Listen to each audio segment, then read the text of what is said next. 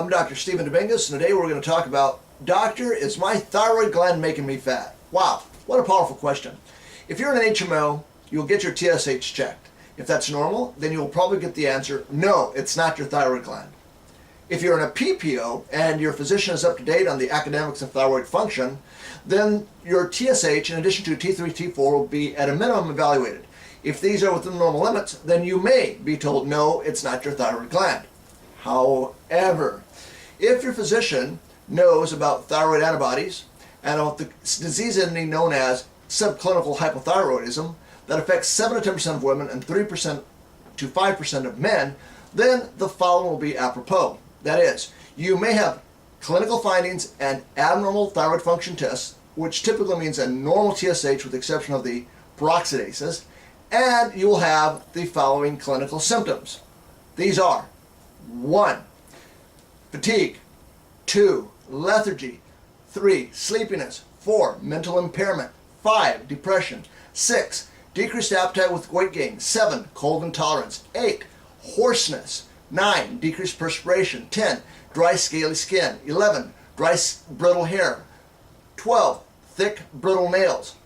13. Hair loss. 14. Generalized edema. 15. Pin edema of lower legs. 16. Slow wound healing. 18. Weight gain. 19. Constipation. 20. Menstrual irregularities. 21. Infertility. 22. Arthralgia. 23. Paresthesias. Okay, does this sound like you? If you answered yes to the majority of these clinical findings, then that raises the possibility that you may be suffering from subclinical hypothyroidism. So again, it's a constellation of two different entities, clinical and laboratory. So, is this just an I'm fat problem? No. Subclinical hypothyroidism, when undiagnosed and untreated, is known to increase your risk for diabetes, hypercholesterol, and cardiovascular heart disease. Academic research starting way back in 1984, which has been published, shows a direct correlation between diabetes and hypothyroidism. 70% of hypothyroidism patients have diabetes due to increased insulin resistance in their fat cells. The Archives of Internal Medicine, year 2000, published articles relating to 10% of Americans with hypothyroidism are undiagnosed. That's 13 million Americans have abnormal thyroid gland function that is mistaken as signs of aging, menopause, stress, or depression. Wow, incredible. The Archives of Internal Medicine in 2000 also said that we must test and check individuals with high cholesterol. In fact, the National Cholesterol Education Program recommends thyroid function testing in individuals with high cholesterol levels. There's a direct correlation there. 2001, subclinical hypothyroidism is now known to equal mild thyroid failure. 34% of overt hypothyroidism individuals have subclinical hypothyroidism that increases with age.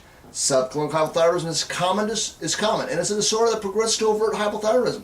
It's associated with many somatic complaints, mostly depression, anxiety, literature. We went through that. But more importantly, abnormal heart and nerve cell function. Increased abnormal cholesterol also shows an increase in atherosclerosis, which leads to increased peripheral arterial disease. 2003, Endocrine Society meetings, they stated that starting treatment with high-dose thyroid replacement is safe in cardiac patients, and that the diastolic cardiac dysfunction is a greater risk than a heart attack if your hypothyroidism is not treated, and that treatment leads to improved diastolic heart function. 2004, the Subclinical Thyroid Dysfunction, a joint statement of management from the American Association of Clinical Endocrinologists, the American Thyroid Association, and the Endocrine Society. This joint panel in 2004 came out with the following findings of 10% of the population suffers from subclinical hypothyroidism. That's 20% of women over age 60. And that the TSH level is currently too high, it should be lowered.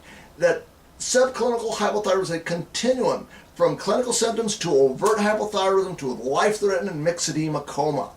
The panel recommends early intervention with thyroid replacement in patients with subclinical hypothyroidism symptoms and normal range TSH. They recommend that physicians err on the side of aggressive early detection and treatment.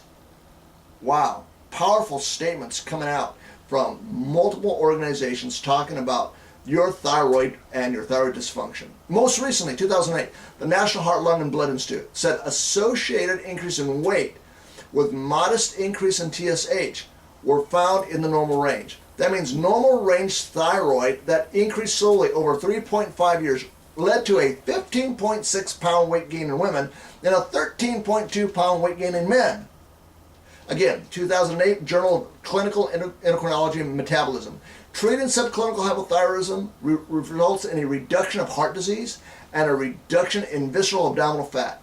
It also revealed an increased blood flow in heart arteries, improved sexual function, and improved cholesterol panel.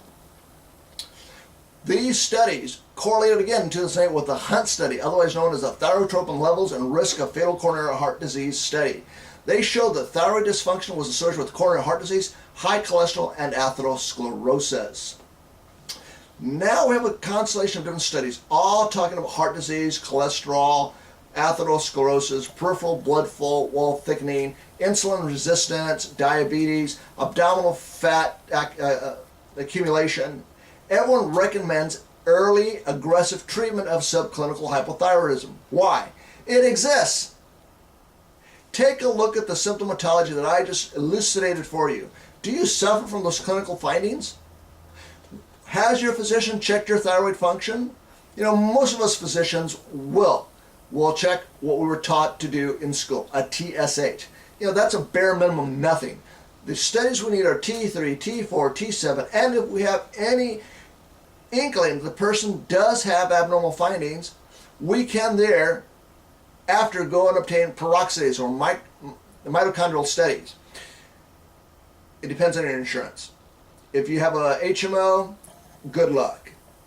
If you have a PPO, you may have to convince your physician. If the studies still come back normal, you may benefit from a clinical trial of L-thyroxine or Armour-thyroid. Both of these are relatively safe. Clearly we have research that shows that L-thyroxine in high doses in cardiac patients is safe. And we have multiple studies ranging back for 30 some years now where individuals who have these clinical findings and are given supplementation of thyroid have an improvement in their diabetes, their blood pressure, their diastolic cardiac function, the wall thickening of the endothelium of the lower extremities, which resolves the peripheral arterial disease, the coronary arteries, which increases blood flow. It's been shown with hypertension, with renal function, and all the other somatic complaints. So, please, talk to your doctor. Rewind and replay this video. Get some help. All right. I hope you found this video with lots of information helpful. I hope that you will share it with your family and with your friends. God bless.